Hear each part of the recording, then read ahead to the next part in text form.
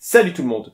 Pour compléter les vidéos que j'ai déjà postées, notamment celles sur le test des doigts collés, je suis obligé d'aborder avec vous la notion du Yes Set. Qu'est-ce que c'est le Yes Set, vous allez me dire? Ben, rassurez-vous, c'est pas très compliqué, mais c'est super important.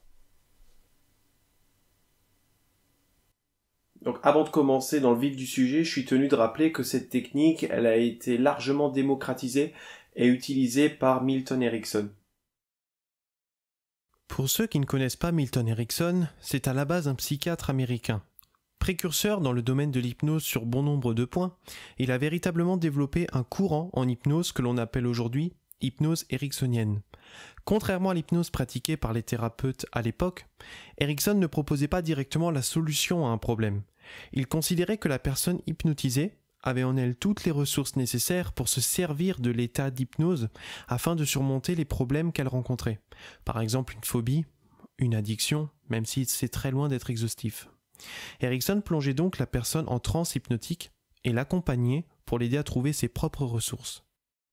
Il avait également remarqué que certaines personnes qui venaient le voir dans son cabinet d'hypnose avaient en fait réellement peur de l'hypnose. Ils avaient peur de ce qui allait se passer, de ce que Monsieur Erickson du coup allait leur faire, et donc ils refusaient catégoriquement tout ce que Milton Erickson voulait leur suggérer via l'hypnose. Il a donc développé cette technique qu'on utilise maintenant encore en hypnose de rue et en hypnose thérapeutique.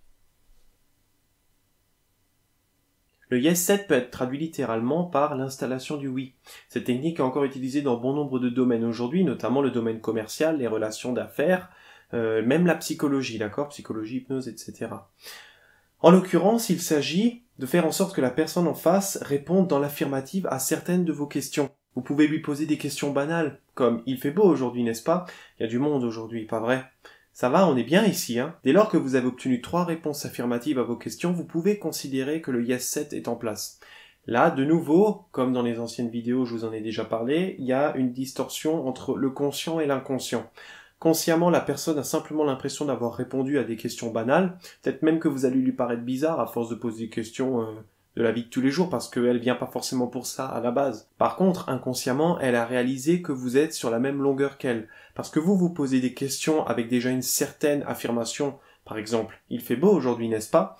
Et elle l'affirme, elle répond par « oui ». En hypnose, on a besoin d'une relation de confiance, d'aller sur la même longueur d'onde, d'avoir un rapport, on dit qu'on établit un rapport commun.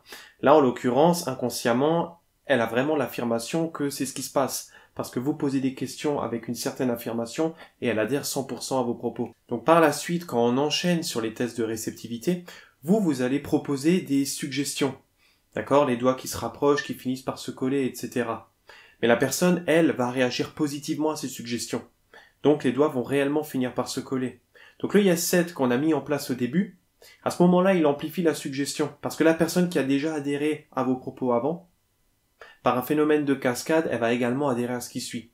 Et c'est pour ça que généralement les effets hypnotiques sont plus simples à induire quand dans le pré-talk on a inséré un Yes Set. Donc là on vient d'expliquer que suite au Yes Set, la personne quand on fait des tests de suggestion, elle adhère encore à vos propos après. Et ça renforce l'effet hypnotique qu'on essaye de créer.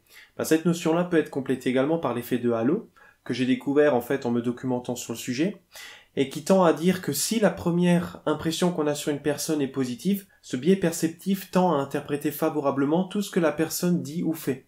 C'est ce qu'on appelle l'effet de halo positif, parce qu'on est dans le domaine du favorable. Attention cependant, petite précision. Depuis le début, je vous parle de réponses affirmatives, de halo positif, etc. Et si la personne ne fait que vous répondre dans la négative, il n'y a aucun problème. Parce qu'en fait, finalement, à part le fait qu'il y ait besoin d'un dialogue peut-être un peu plus important, un peu plus long pour vraiment mettre quand même la personne en confiance, l'objectif c'est qu'elle soit sur la même longueur d'onde que vous. Donc si vous posez finalement des questions à tendance négative, parce que vous vous rendez compte que la personne est un petit peu dans la relation conflictuelle et donc cherche le non, vous allez chercher à provoquer ce non pour finalement instaurer cette relation de confiance avec vous. Par conséquent, 3 non à des questions négatives valent autant que 3 oui à des questions positives. Du coup, qu'est-ce qu'on peut en retenir? Le Yes Set est un facteur non négligeable, que ce soit en hypnose de rue ou en hypnose thérapeutique. Il est généralement mis en place au moment du pré-talk, parce que c'est là qu'on installe toutes les bases de notre séance, et il sert s'il est bien maîtrisé, à vraiment permettre de mettre en place une relation de confiance avec la personne que vous souhaitez hypnotiser. N'oublions jamais que la confiance est une des notions clés de l'hypnose et un Yes 7 bien maîtrisé ne peut qu'y contribuer. Voilà, c'est tout pour moi avec mon Yes 7, j'espère que cette vidéo vous aura plu. N'hésitez pas à laisser un petit commentaire, un pouce bleu et à partager cette vidéo. Alors je sais ce que vous vous dites, vous avez l'habitude de l'entendre à chaque fin de vidéo YouTube, mais c'est quand même important pour nous, d'autant plus que j'aimerais bien publier plus de vidéos sur cette chaîne. Je sais pas vous, mais moi je pense que ça pourrait être une bonne chose pour alimenter en fait cette chaîne YouTube, d'en publier plus souvent. Et en plus là, je viens de tourner cette vidéo au mois d'août et je sais pas vous de votre côté, mais en tout cas chez moi, il fait super chaud. Allez, je vous laisse avec ça. Ciao! Ah oui, juste un truc. Si là vous venez de répondre 3 fois oui à ce que je viens de dire dans votre tête ou oralement, c'est que j'ai installé un Yes 7. On se voit bientôt à Strasbourg.